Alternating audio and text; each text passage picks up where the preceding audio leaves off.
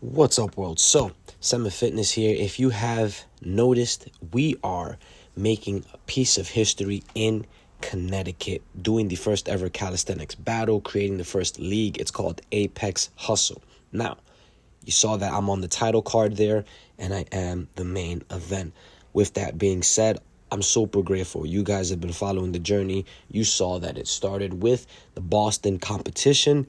It led me to preparing for the Settle It on the Bars Rip Right NYC competition, which it didn't go in my favor, but I learned a lot of great things. And to be honest, that has propelled me even further in creating this part of the business, this part of the movement. Set the Standard is just huge. It's been blasting and things have been going very well. So what am I doing here? I have had quite a some highs, some really great highs lately, and I haven't been able to post much of training because I'm focusing so much on the community, so much on building the league and making great connections. So I'm eternally grateful for that. And so now, with that being said, I am training for what is essentially my competition routine, which consists of 5 muscle-ups, 15 pull-ups, 10 hanging toes to bars, and 10 hanging knee raises. Now, I can't do the muscle up here because I'd hit my head on the ceiling. Plus, it's a very thick bar that's a little bit unstable when you get to the top. But I have been practicing my muscle ups when I do my community workouts. Timing myself here, and this is about maybe the second time I'm going around it. When I actually did this routine, my first time was 8:33.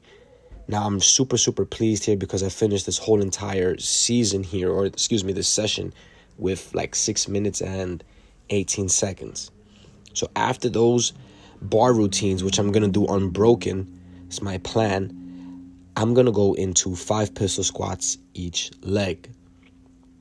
Now, the pistol squats have never been an issue for me on my left side, but my right side has always needed some tuning, some more work on balance, especially just because of like history in that right side with accidents, injuries. But nonetheless, I'm definitely stronger on my right side, but I'm not as stable, which is a interesting situation. I wonder if anyone else has that. Now, the way I have been preparing, I'll have a full description in the little detail box below, but I have broken down my training into 3 types of modalities. One is what you're seeing right now, which is the specific comp through. I'm just going through the competition in and of itself. The second is what I call pre-fatigue training, in which I am going to pick a couple of exercises from the routine and really get myself exhausted and run that part of the routine. So let's say, for example, part of my training right here, like I'm doing Zercher squats. If it was 135 for 15, which is part of the routine, before that, I'm probably going to work with like a whole bunch of different squat variations, a whole bunch of core variations, dips. I'll even probably use some of the movements within the competition. So that'll be another day, and I'll give you much more insight on what that means and a little bit more details in the description box here.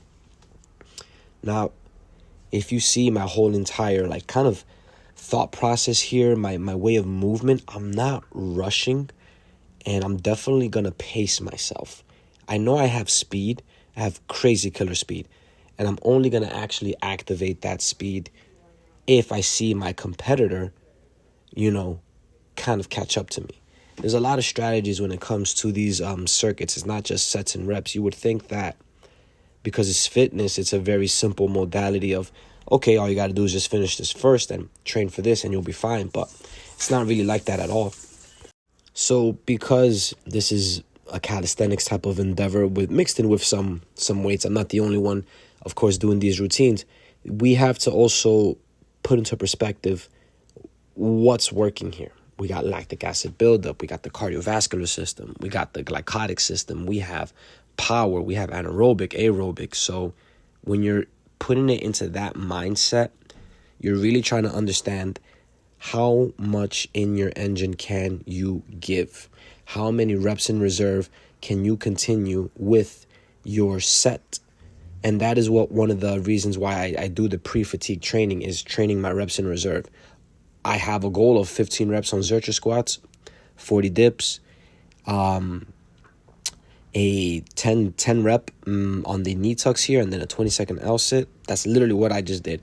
Okay, how many reps do I actually have in the tank under exhaustion, under fatigued modalities? That's the whole entire purpose of doing some pre-fatigue training. But in this example, I'm actually running the comp itself. So next one would be 45 pounds goblet squat. I don't have a kettlebell, but I'm using the plate here. Now, of all the movements that I ran through in this entire set, I mean, I like my depth on the squats with the goblet and the Zercher, but I'm definitely going to fix the angle of my back. Definitely something I'm going to do to keep more upright and more stable.